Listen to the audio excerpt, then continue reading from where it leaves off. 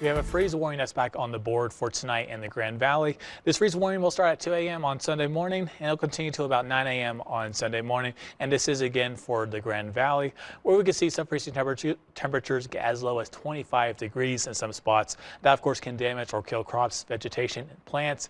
And then also don't forget about the exposed plumbing, because that of course can affect that as well. So be sure to take those necessary precautions this evening ahead of those freezing temperatures. Now we also have winter weather advisories for the San Juans, and those will expire this evening, and the latest one at midnight. And we'll see that snow up in the San Juans continue to dwindle, and by the time we get into later this evening, that's going to be done. And then we're going to be looking at mostly clear to partly cloudy skies the rest of the evening for southwest Colorado. And as we head into lunchtime on Sunday, most of the state for that matter is looking to be under mostly sunny skies to partly cloudy skies. So it should be a beautiful day for most of Colorado, and especially right here on the western slope. Now taking a look at our current weather setup, we have this cutoff low that is continuing to move off to the east, and that's the reason why we'll see those showers diminish over in the San Juans and southwest Colorado this evening. And behind it, we have this area of high pressure that's going to continue to move off to the east over the next couple of days. And by the time we get to Monday, that high pressure is going to be right on top of us. It's going to continue to warm those temperatures. And then we're going to have this disturbance just pass to the north of it, which will flatten that high pressure ridge a bit, weakening that high pressure system.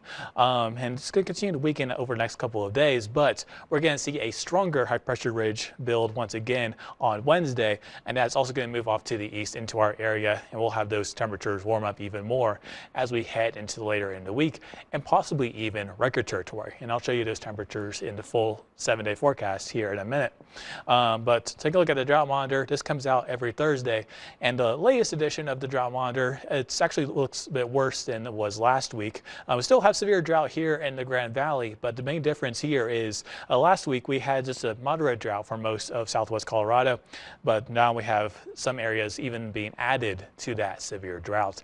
And I don't expect these conditions to really improve as we head into this week, because with that high pressure system, I'm not expecting any rain here in the forecast really throughout this coming week.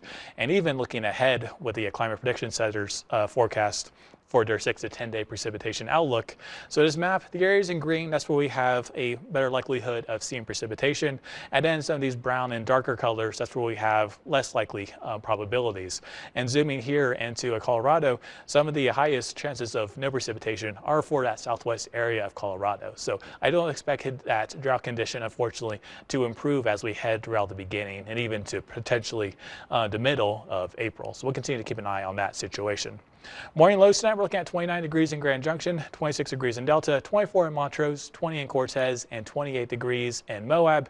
And then tomorrow we're going to be under those mostly sunny skies once again. We'll start off this morning lows primarily in the 30s, warming up to the 50s at lunchtime.